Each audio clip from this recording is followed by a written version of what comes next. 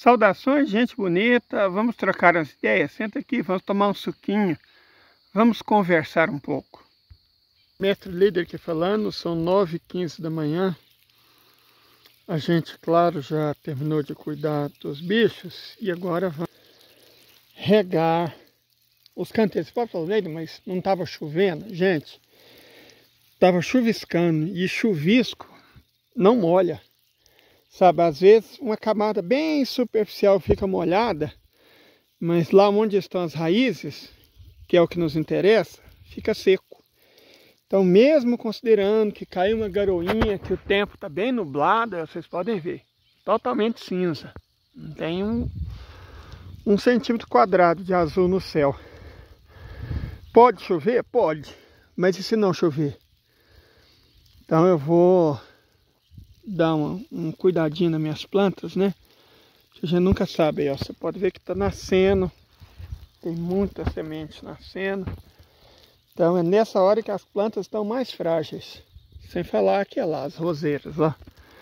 Tem que manter elas bem úmidas, porque eu quero que elas nasçam. Lembra que eu sempre falo? Uma horta precisa de flor? Então, sobre isso. Então eu tenho que garantir. São 5 roseiras que eu plantei. E eu quero muito que as 5 vinguem. Certo? Quero muito que as 5 vinguem. Essa é uma roseira que ela não é bem arbustiva, ela é quase um cipó. Muito bonita mesmo. Então eu quero que essas roseiras floresçam, certo?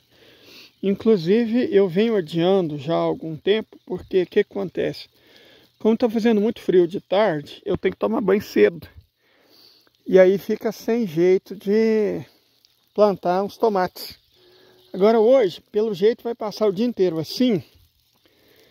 Então, olha lá, ó, plantei semente no meio das covas e tá tudo nascente. Oh, Deus, obrigado. Então eu vou aproveitar hoje para plantar alguns tomates. Vou dar uma... Aqui eu molhei e amanheceu úmida. Mas tem uns canteiros que tá deficiente em água. Então esse eu vou jogar mais água. E vou recolher as mudas de tomate. O alho também amanheceu bem úmido, já não pode deixar alho molhado demais. Isso aqui também está bem úmido. Aqui tem basicamente amendoim, também não pode molhar demais. É só dar uma revisada. Só dar uma revisada.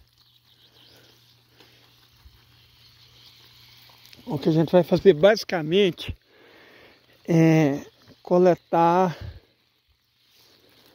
muda de tomate. Por quê?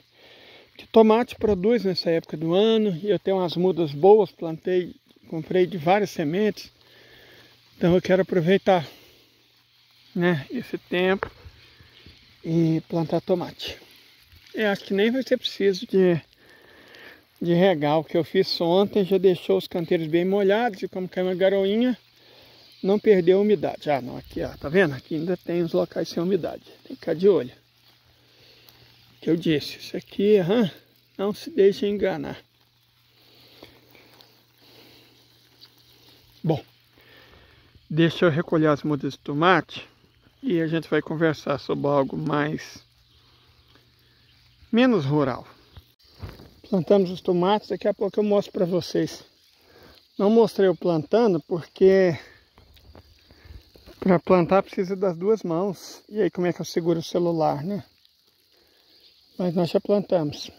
Fizemos uma linha dentro da linha do milho. Na verdade um pouco ao lado. Por que isso?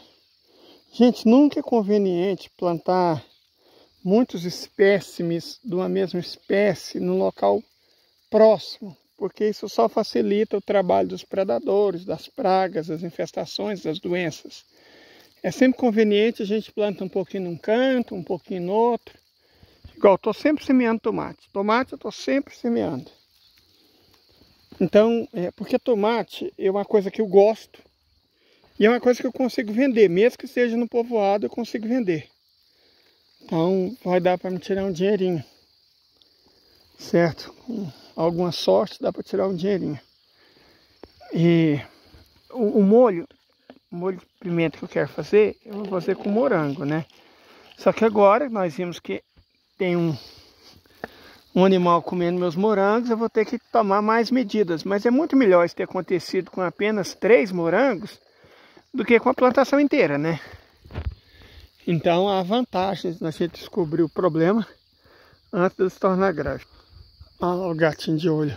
Diferente dos cachorros, os inúteis, que só comem, e que na hora que minhas plantas precisavam sair daqui, não sei onde eles foram parar, os gatos são companheiros fiéis. Olha lá, estão ali. Se aparecer um ratinho, uma cobrinha, olha lá, aqui é a pequena linha de tomates. Se vocês repararem, são 7 covos com 14 mudas. Uma dica que eu dou para vocês é sempre que forem plantar tomates, busquem plantar 2 numa cova só. Certo? Acredite, goiano tem praticamente DNA de plantador de tomate. Vai por mim, é o jeito mais produtivo. Eu vou esperar eles crescerem um pouco e aí eu vou providenciar a estaquia deles. Os meus outros tomates ali, eles já estão precisando de estaquia. Tem que providenciar isso por esses dias. Olha lá, você pode ver que tem uma linha de palha ao largo da minha linha de milho. Eu quero plantar ela inteira. Nessa parte de cá, eu queria plantar fruto, principalmente figueira, né? Quero ver se eu consigo dinheiro para comprar umas mudas de figo, uma meia dúzia, que aí eu tenho uma linha boa entre esse pé de castanha do Maranhão e aquele pé de figo ali. Já provou que é uma região boa para produzir figo. E figo é uma árvore que não cresce muito, não dá muita folha, não exige muita água. Aguenta calor, aguenta frio. É a fruta perfeita, gente. Para dizer uma coisa para vocês. É a fruta perfeita. Quero ver se eu consigo comprar meia dúzia de muda. E quero fazer uma linha de figueira aqui. Certo? Figo é uma... Além de ser uma fruta muito saborosa, né? Tem muita coisa para fazer com figo. Você come in natura. Você faz doce, né? Você faz conserva. Olha lá, ó. Meus tomates já estão na hora de fazer a estaquinha neles. Estou vacilando. Vou dar um jeito de providenciar a estaca. Ali tem um pé, aquele maiorzinho, aquela moita ali. Pode ver que está sempre em 2. Sempre em 2. Você planta tomate em 2, em par. E aí eu quero estaquear eles, né? Se você estaquear ali, par. Eu sempre planto, eu procuro plantar tomate em par. Levem isso para a vida de vocês, caso vocês desejem plantar tomate. Mas, deixa eu falar sobre outro assunto que evidentemente não é agricultura. Ontem aconteceu uma coisa muito importante que está passando meio despercebida, que é o fato de que o Vladimir declarou que não está mais interessado em paz com o Ocidente, não tem mais conversa, encerrou qualquer tipo de negociação de aproximação. Ao mesmo tempo, o novo chanceler da Alemanha, né, o primeiro na história que não foi eleito em primeira votação, que para marcar a marchesa, né, ele praticamente declarou guerra à Rússia, dizendo que autoriza o uso de armas de longo alcance pela Ucrânia. Traduzindo, autorizou a Ucrânia a atacar território russo. E a Rússia já tinha dito o que aconteceria caso isso acontecesse. Pelo jeito, o novo chanceler alemão não está levando isso a sério. O que é ruim. O que é bem ruim. Certo, que é bem ruim mesmo.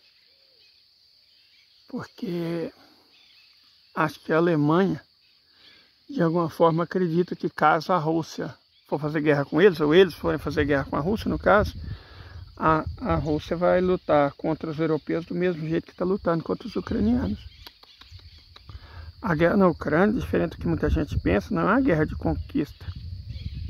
É uma guerra de desgaste.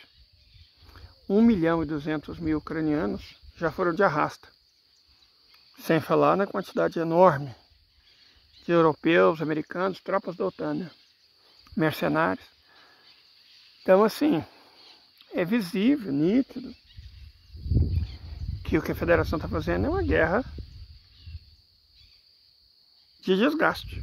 E está funcionando. Está desgastando terrivelmente o Ocidente, a OTAN, a União Europeia. Então, né, olha a situação da economia britânica, a situação da economia alemã, a situação da economia canadense, americana, sueca. Olha a situação das economias europeias, de modo geral. A guerra está funcionando muito bem. Para a Rússia, não para os europeus. E, pelo jeito, o Maersk não tem competência, nem para formar um governo, também não tem competência administrativa e, com certeza, não tem competência para encarar uma guerra contra a Federação Russa. Pode ter certeza que não. Se ele acredita, reitero, que a Rússia vai fazer uma guerra de desgaste, infantaria, tal. A guerra da Ucrânia já está sendo basicamente uma guerra de drone, né? A Rússia pegou o jeito, graças à República Islâmica do Irã, transformou os Shahed nos Geran 2, que tem uma máquina cada vez mais eficiente. No início, 90% dos drones eram destruídos pela defesa ucraniana. Agora esse número caiu para 30%, ou seja, a eficácia subiu de 10% para 70%. A eficácia cresceu 7 vezes. Por que isso aconteceu? Não só porque a defesa ucraniana tem cada vez menos meios, menos equipamento, menos munição, como porque os russos aprimoraram enormemente a tecnologia dos drones, né? E as táticas de uso. Agora, a Alemanha e o Reino Unido e a Europa não acham que a Rússia, se for lutar contra eles, vai lutar de drones, não. Vai ser bem mais tenso. Certo? Vai ser bem mais tenso. Mas, oremos.